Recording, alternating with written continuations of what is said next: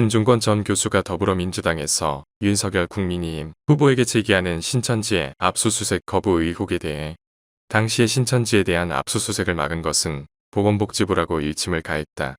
진 전 교수는 지난 19일 방송된 TV조선 강적들에 출연해 추미애 동원해서 윤석열 국민의힘 후보가 막은 것처럼 그러는데 명백하게 국민들은 알고 있다며 이같이 꼬집었다.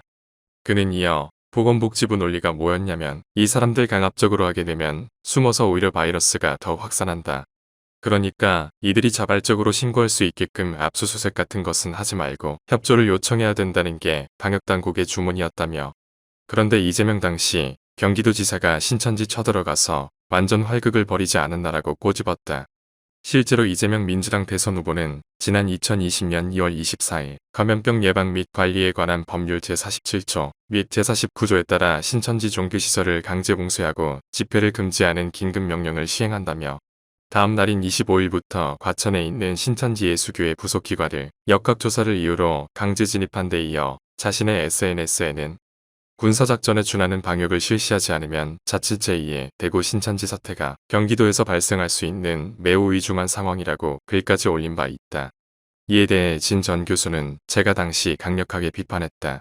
당신이 그걸로 표를 얻을지 몰라도 그거 잘못 건들게 되면 국민들이 피해를 보게 된다고 말하니까. 이 지사가 뭐라고 했냐 하면 신천지 교인들도 가해자가 아니라 피해자라는 글을 스스로 올렸다며 이게 사실이라고 강조했다. 또 그는 이 지사가 그때 대구로 내려가서 뭘 했는 줄 아느냐. 대구에 있는 환자들 병실이 꽉 차니 다른 지역으로 옮길 때 경기도민 위해서 경기도에선 차단한다고 했던 게 그때 이 지사였다고 지적했는데 당시에도 논란이 일자 이 지사는 오해다.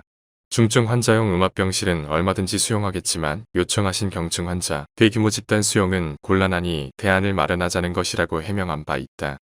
그러면서 진 전 교수는 그런 분들이 이제 와서 그 죄를 윤 후보한테 뒤집어 씌운다.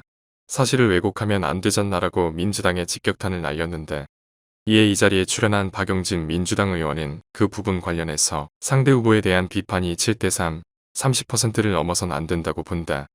상대편 정책에 대한 비판이라든지 지적은 있어야 한다. 그 부분 관련해선 국민들이 듣고 싶은 부분이라 생각한다고 말했다. 이에 진 전 교수가 그럼 30%는 해도 되는구나라고 비꼬았는데 박 의원은 더 중요한 것은 당의 정책과 비전을 잘 설명하는 게 핵심이고 검증과 네거티브의 경계를 얼마나 잘 지켜낼 것이냐. 이게 중요한 문제조라고 부연했다.